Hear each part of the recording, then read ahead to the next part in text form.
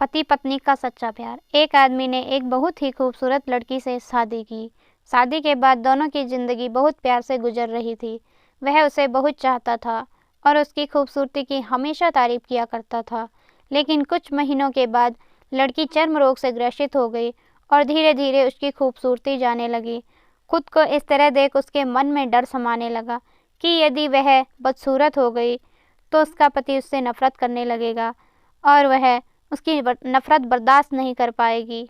इस बीच एक दिन पति को किसी काम से शहर से बाहर जाना पड़ा। काम खत्म कर जब वह घर वापस लौट रहा था, उसका एक्सीडेंट हो गया। एक्सीडेंट में उसने अपनी दोनों आंखें खो दी, लेकिन इसके बावजूद भी उन दोनों की ज़िंदगी सामान्य तरीके से आगे बढ़ती रही। समय गुजरता रहा और अपने चर्म रोग के कारण लड़की ने अपनी खूबसूरती पूरी तरह गंवा दी। वह बदसूरत हो गई, लेकिन अंधे पति को इस बारे में कुछ भी पता नहीं था, इसीलिए इसका उनके खुशहाल वैवाहिक जीवन पर कोई प्रभाव नहीं पड़ा। वह उसे उसी तरह प्यार करता रहा।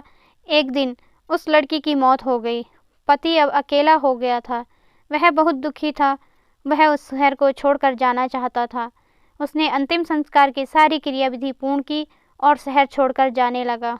तभी एक आदमी ने पीछे से उसे पुकारा और पास आकर कहा, अब तुम बिना सहारे के अकेले कैसे चल पाओगे? इतने साल तो तुम्हारी पत्नी तुम्हारी मदद किया करती थी। पति ने जवाब दिया, दोस्त मैं अंधा नहीं हूँ, मैं बस अंधा होने का नाटक कर रहा था, क्योंकि यदि मेरी पत्नी को पता चलता कि मैं उसकी बदसूरती देख सकता हूँ तो यह उसे उसके रोग से ज़्यादा दर्द देता। इसीलिए मैंने इतने साल अंधे होने का दिखावा किया।